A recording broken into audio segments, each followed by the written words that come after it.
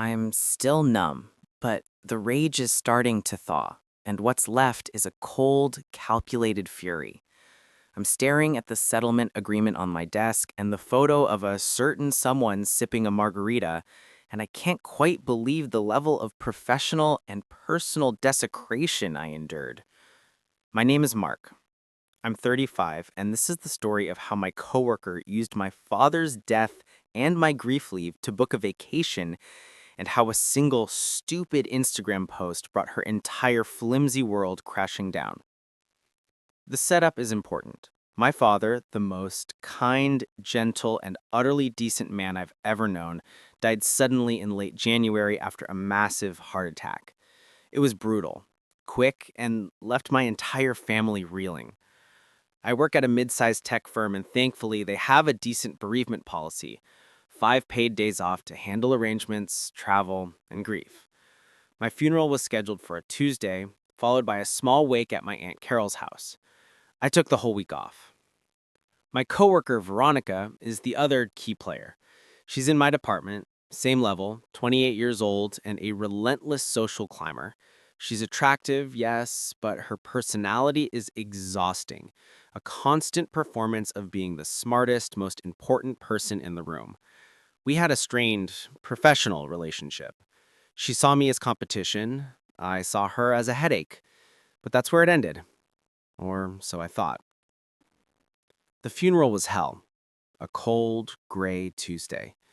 My mother was a wreck. My sister, Sarah, was trying to hold it together, and I was just operating on autopilot. We held the service at the church and then moved to Aunt Carol's house for the wake. As is customary, I told people at work about the service. I sent a simple email. The funeral for my father, George Allen, will be held date, time, and location. All are welcome. Veronica RSVP'd immediately, which I thought was a nice, professional gesture, if a bit performative. She arrived late, sweeping into the wake at Aunt Carol's like she was walking a red carpet, wearing an outfit that was entirely inappropriate: a tight, low-cut black dress with heels that clicked loudly on the hardwood floor. I was busy talking to the minister, and my sister Sarah cornered me immediately, her eyes wide with disbelief. "Mark, you need to tell your friend to dial it back. Who is that woman?" "That's Veronica, a coworker."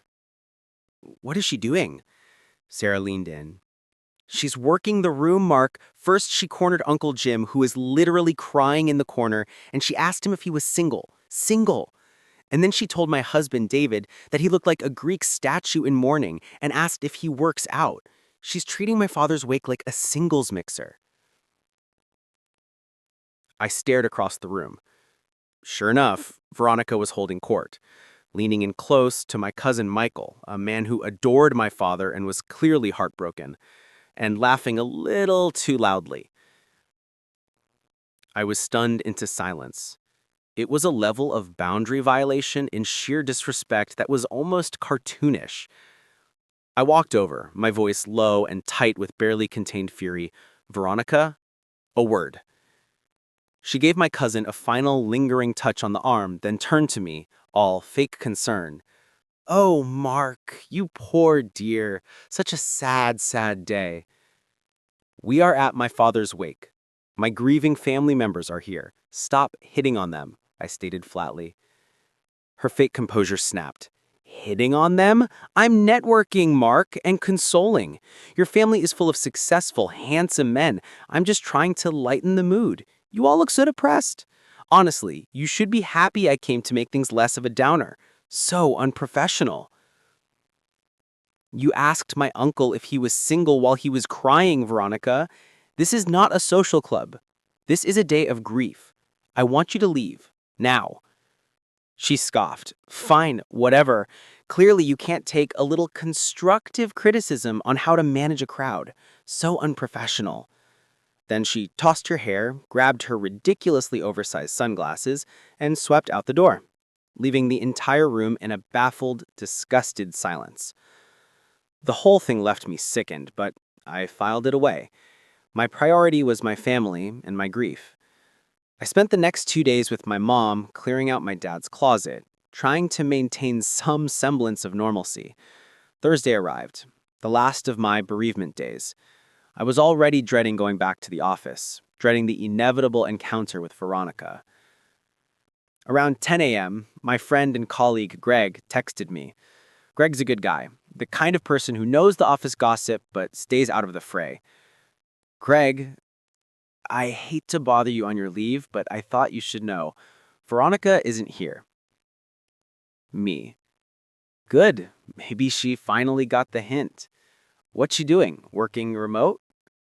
Greg. Ha! No, she's working Cancun remote. I just saw her Instagram story. She's at a resort. Me. What? She took a PTO day? Greg. That's the thing. She was talking in the break room yesterday, telling everyone she used her 3 remaining PTO days for this trip, but she needed 5 days to make it a full week. She told everyone she just submitted the paperwork for bereavement leave for her uncle who just passed away. My blood ran cold. She used my father's death, or at least the office's awareness of my bereavement leave, to justify taking her own fake grief leave.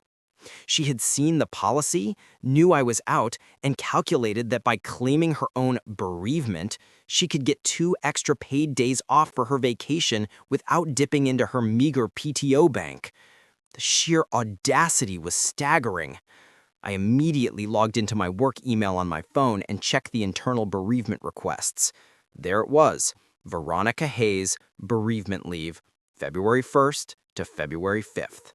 The request had been submitted late Tuesday afternoon, right after she left my father's wake. I screenshotted the request. Then I went to her public Instagram profile. The story Greg mentioned was gone, as stories disappear, but her grid was active. A photo had been posted 2 hours ago. Veronica, smiling broadly in a brightly colored bikini, holding a margarita glass with the ocean clearly visible behind her. The caption, "Finally escaped the cold, living my best life in Cancun, thankful for the time off, hashtag much needed break, RIP Uncle Carl." RIP Uncle Carl? A fictional relative concocted to steal my bereavement days and fund her beach vacation. The fury was now total. This wasn't just unprofessional, this was morally bankrupt, a profound insult to my father's memory, and outright time theft from the company.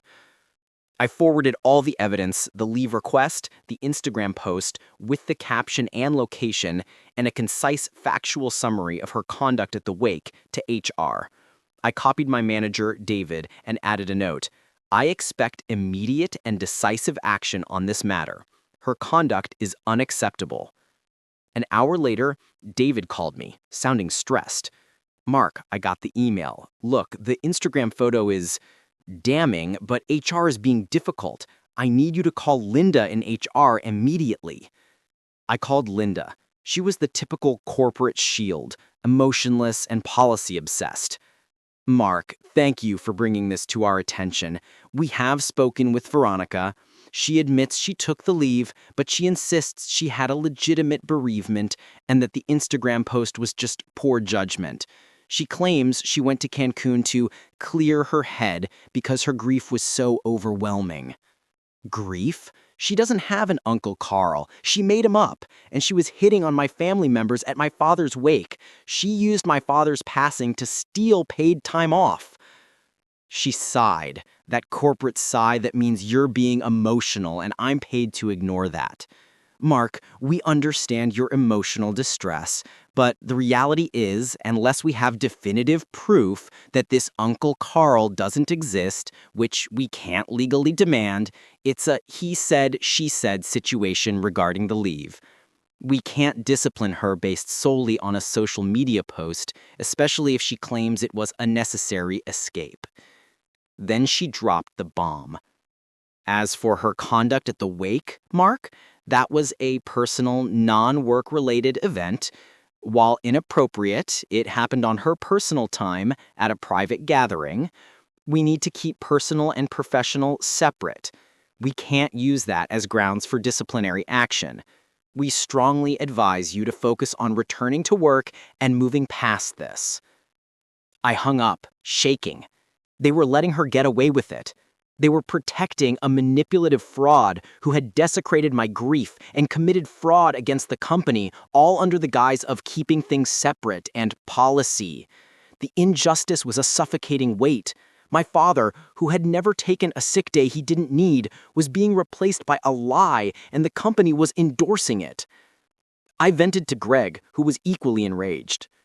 The company CEO, Mr. Harrison, has been making a huge push lately about integrity and respect in the workplace, especially after a couple of scandals last year.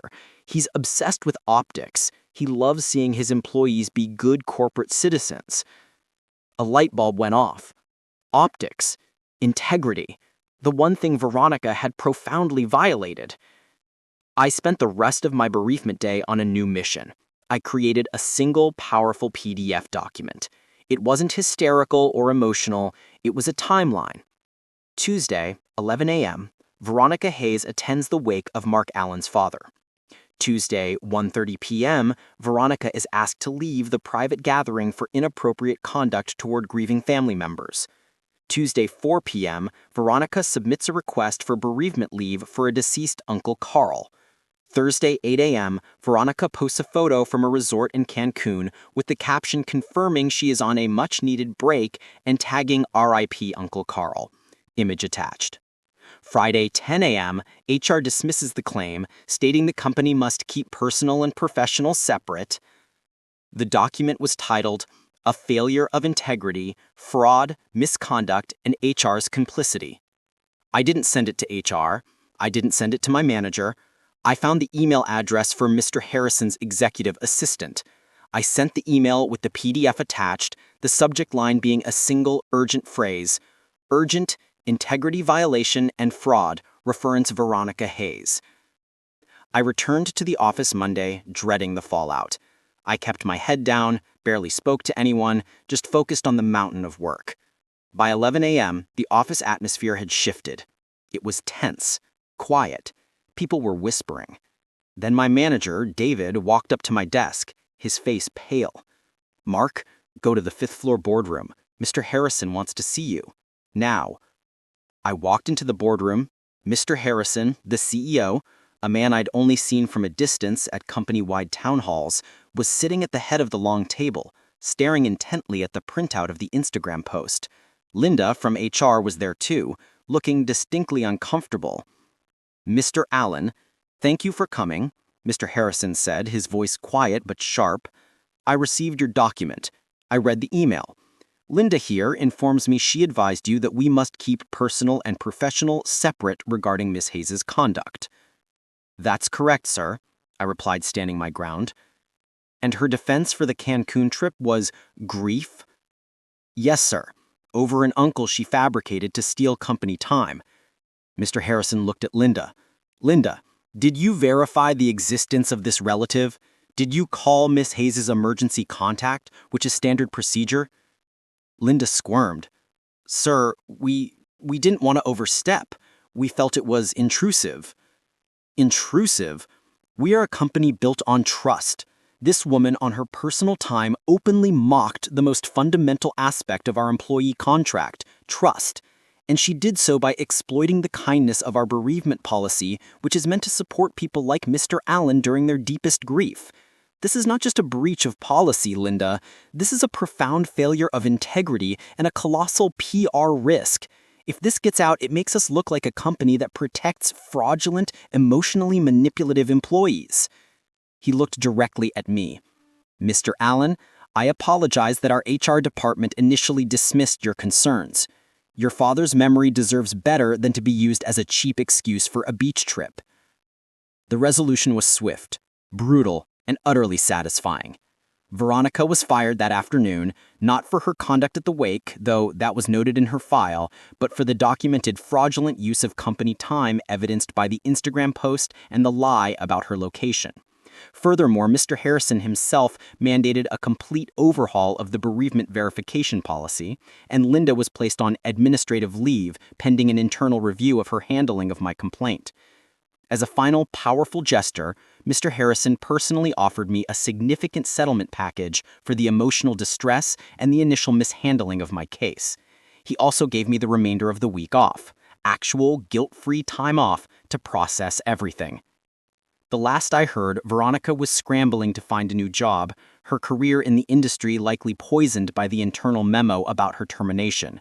She tried to deny the Uncle Carl lie, but the Instagram post, with the location tag and the caption, was a digital timestamp of her betrayal. She thought she could hide behind corporate jargon and HR policies. She thought my grief would keep me silent. But she didn't account for the fact that when you exploit a person's deepest pain and brag about it on social media, you invite a level of fury that policy and procedure can't contain. Her personal post became the professional record that cost her everything, and all because the CEO saw exactly what she posted on Instagram.